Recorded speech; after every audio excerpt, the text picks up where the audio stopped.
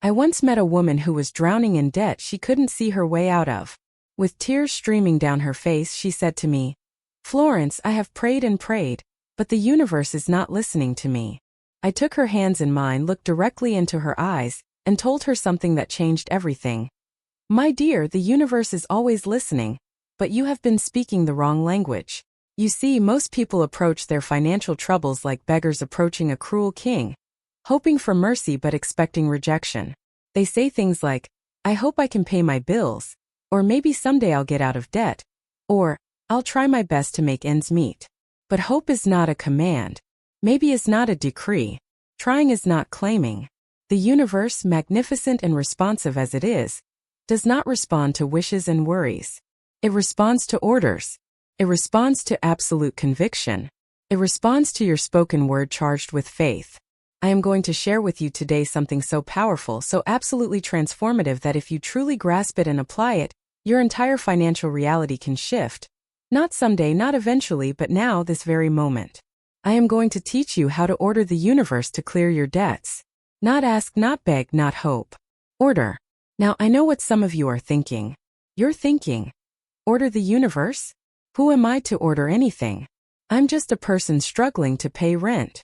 And that is precisely the belief that has kept you exactly where you are. You have forgotten who you are.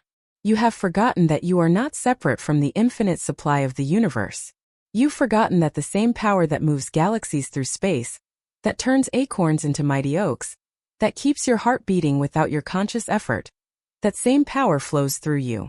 You are not a disconnected fragment begging for scraps. You are an individualized expression of infinite abundance itself. When I speak of ordering the universe, I am not speaking of arrogance. I am speaking of alignment. I am speaking of you finally stepping into your rightful place as a co-creator with the divine. There is a spiritual law at work in this universe, and it is absolutely impersonal and absolutely reliable. It is the law of cause and effect. Your word is the cause. Your circumstances are the effect. What you decree with conviction and faith must manifest, because that is how the law works. I have watched this happen hundreds of times.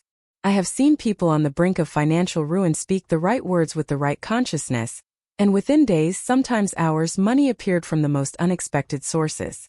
Old debts forgiven. New opportunities materialized out of thin air. Checks arrived in the mail with no logical explanation. This is not magic. This is not luck. This is law. This is how the universe operates when you learn to speak its language. Let me tell you about that woman I mentioned. Her name was Margaret, and she owed more money than she earned in a year. Collection agencies called her daily. She couldn't sleep, she couldn't eat. Fear had consumed her completely. But I taught her what I am about to teach you.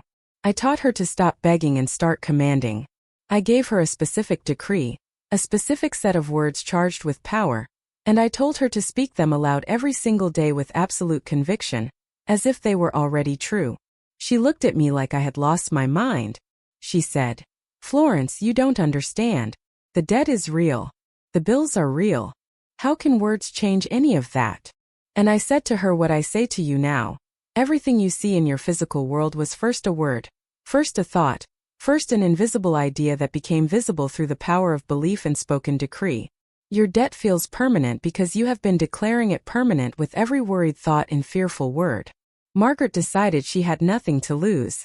She began speaking her money decree every morning and every night. She spoke it when the phone rang with another collection call. She spoke it when fear gripped her chest. She spoke it until the words went from feeling like lies to feeling like truth. And then something extraordinary happened. Within 2 weeks, a distant relative she hadn't spoken to in years contacted her out of nowhere and offered her a job that paid 3 times what she was earning. Within a month, one of her largest creditors made an accounting error in her favor and forgave half of what she owed. Within 3 months, every single debt was cleared. Not through struggle, not through suffering, but through alignment with the invisible law that governs all supply. You might think Margaret was just lucky, that this was coincidence, that I'm telling you a fairy tale. But I have seen this pattern repeat itself too many times to call it luck. I've seen it in my own life. I've seen it in the lives of thousands who have learned this principle. And I am here to tell you that the same law that worked for Margaret works for you. The same universe that responded to her command will respond to yours. But here is what you must understand. You cannot speak words of abundance while holding thoughts of poverty. You cannot decree your debts cleared while simultaneously believing they are permanent.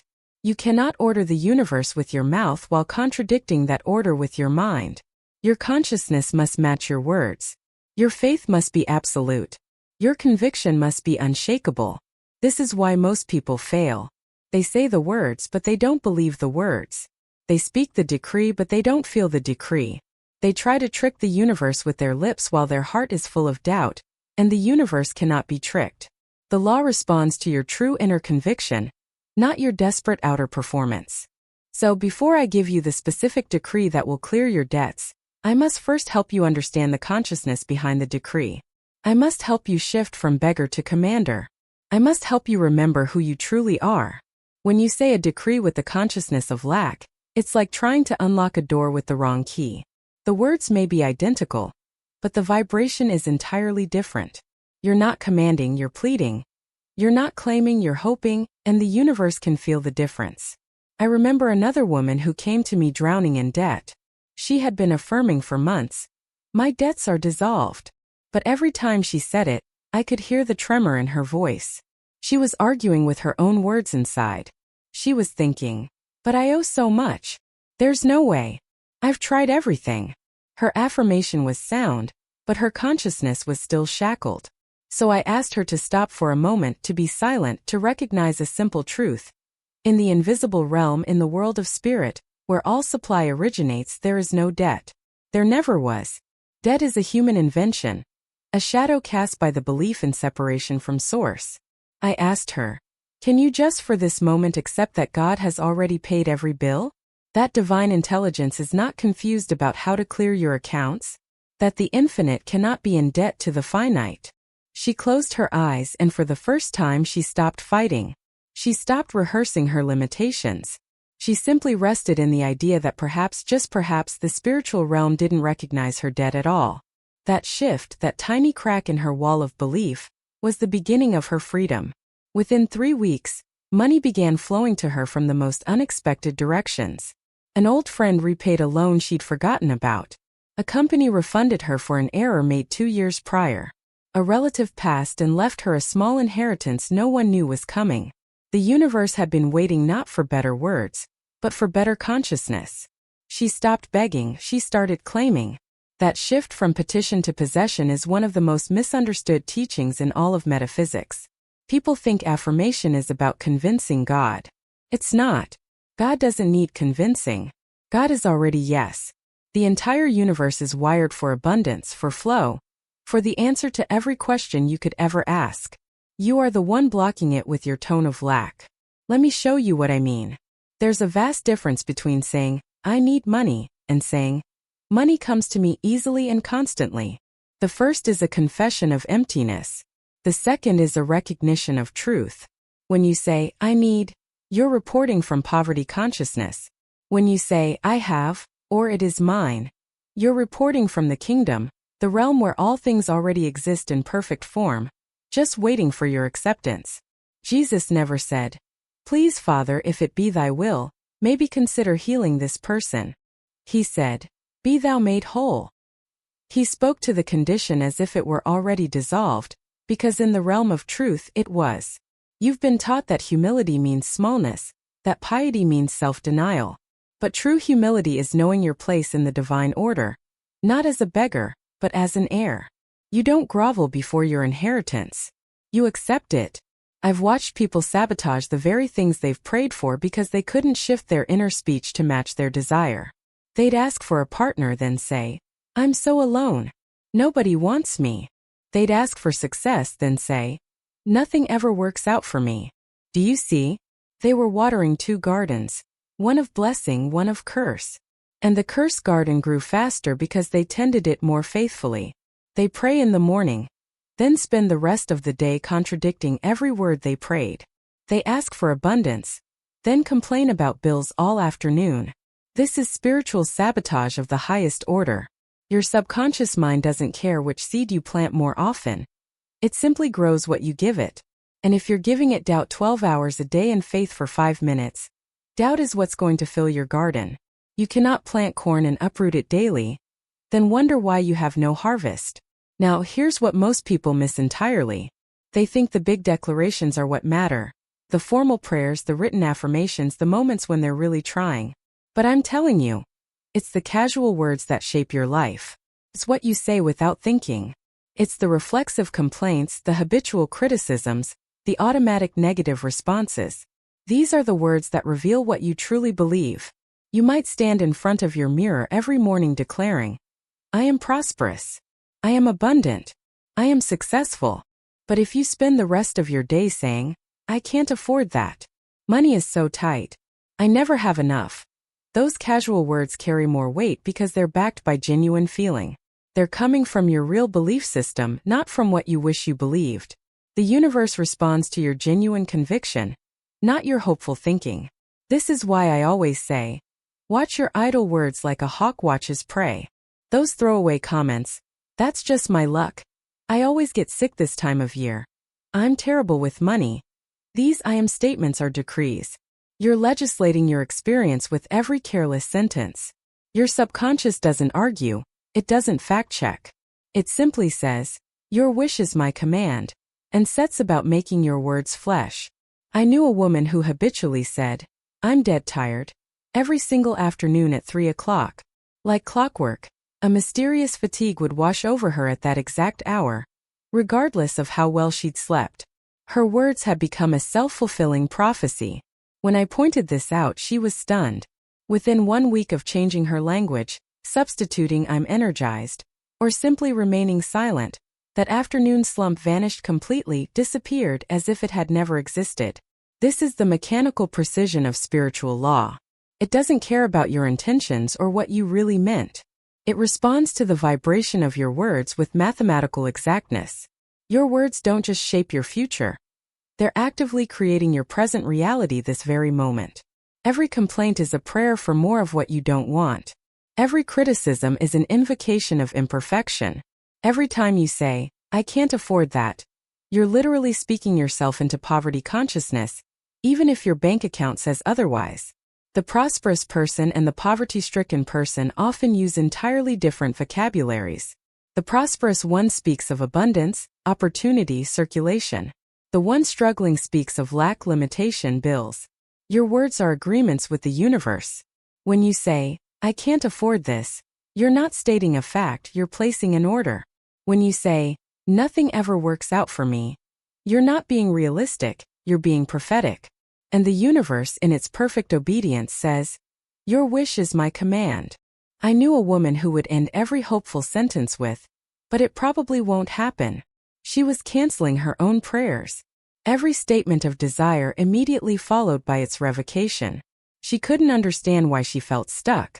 She was issuing contradictory orders and wondering why the universe seemed confused. The universe isn't confused. It's responding to your dominant vibration, to the words you speak with the most conviction and feeling. And here's the uncomfortable truth. Most of us speak our fears with far more passion than we speak our dreams. Listen to yourself for just one day. Count how many times you use words like can't, won't, impossible, difficult, struggle, hard. These aren't neutral descriptors. They're creative statements.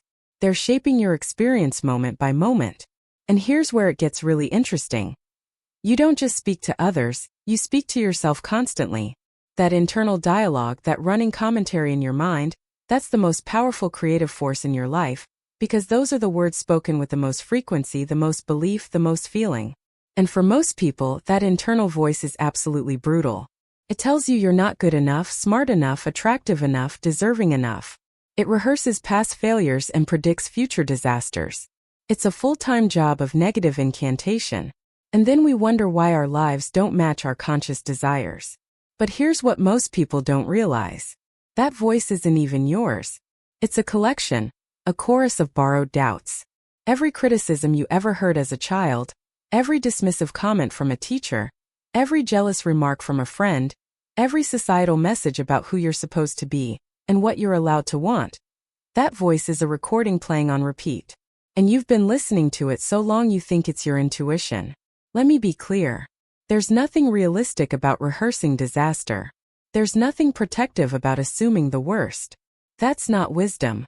That's trauma trying to keep you small so you'll never be hurt again. I used to do this constantly. I'd wake up and immediately begin the negative scroll. What might go wrong today? Who might reject me? What evidence existed that I wasn't measuring up? I thought I was being prepared. What I was actually doing was praying for the exact outcomes I feared. I was casting spells against myself. And the universe, in its perfect impartiality, said, okay. It doesn't judge your words. It doesn't say, oh, she doesn't really mean that. It simply reflects. It simply responds to the vibration, the frequency, the emotional energy behind your words. So when I complained constantly about being broke, I stayed broke. When I said relationships never worked out for me, they didn't. When I joked that I was always sick, my body complied. I thought I was just venting, just being honest. What I was actually doing was commanding my reality into form. This is why you must become fanatical about what you allow to come out of your mouth. Not from a place of fear or superstition, but from a place of understanding how powerful you actually are. Your word is not a prediction. It's an instruction to the universe. When you say, I am broke, you're not describing your bank account. You're commanding more lack into your experience. When you say, I never get what I want, you're literally blocking every gift the universe is trying to deliver to you. The universe doesn't argue with you. It says, your wish is my command. So if you keep wishing for struggle, struggle is what you'll receive, delivered with impressive consistency. Now listen carefully because this is where most people stumble. Changing your words isn't about lying to yourself. It's not about pretending you have money when your rent is overdue. It's about speaking from the reality you're claiming, not the reality you're leaving behind. There's a distinction here that's crucial. When you say, I am wealthy, you're not denying your current bank balance. You're aligning with the truth of your being. You're speaking from the end. You're claiming the reality that already exists in the infinite potential of the universe. This is why affirmations fail for most people. They stand in front of the mirror and say, I am confident, while everything in their body language screams, I'm terrified. The words alone aren't enough.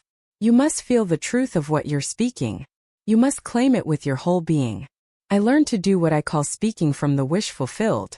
Instead of saying, I want to be successful, which keeps success perpetually in the future, I started saying, I am divinely guided to perfect success. Not as a hope, not as a wish, but as a statement of what is. The shift is subtle, but the results are explosive. You're no longer begging for something you don't have. You're claiming what already belongs to you. And here's what happens next, something most people never get to experience because they quit too early. The universe begins to meet you at your new frequency. You start noticing things. A conversation that leads to an opportunity. An email you almost missed. A person who shows up at exactly the right time. You might call it luck. Call it alignment.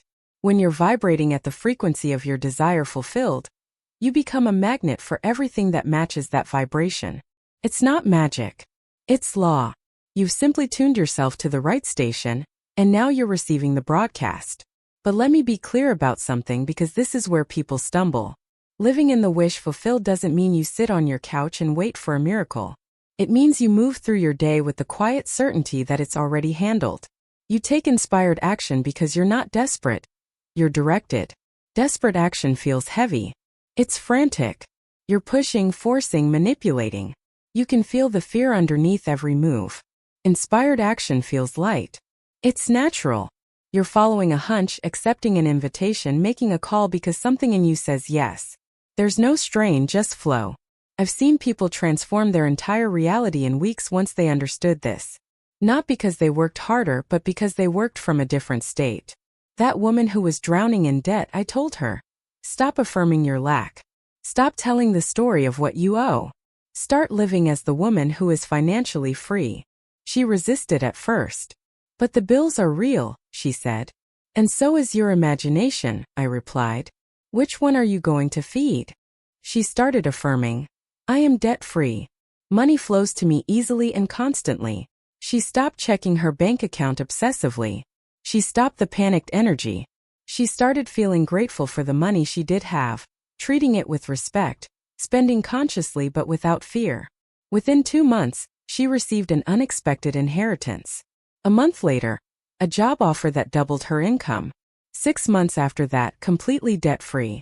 Coincidence? I don't believe in them. I believe in law. You are always manifesting. The question is, what? Fear or faith? Lack or abundance? The old story or the new one? The moment you choose the new story, really choose it, not with clenched fists but with open hands, something in the universe shifts. It has to. Because the universe isn't some distant force judging your worthiness. It's the very substance responding to your word. I watched this happen with a woman who'd been offered a job opportunity that terrified her. Better position, more money, more visibility. Every cell in her body screamed, "I'm not ready." But here's what she did. Instead of refusing it outright, she stopped treating her fear as evidence and started treating it as weather. "I notice I'm afraid," she said. "And I'm doing it anyway." She didn't wait to feel confident. She just stopped letting fear make her decisions. Within 3 months, that job had opened doors she never imagined. Not because she was suddenly fearless, but because she stopped requiring fearlessness as a condition for moving forward. This is the part they don't tell you about manifestation. You don't eliminate fear. You stop giving it executive power.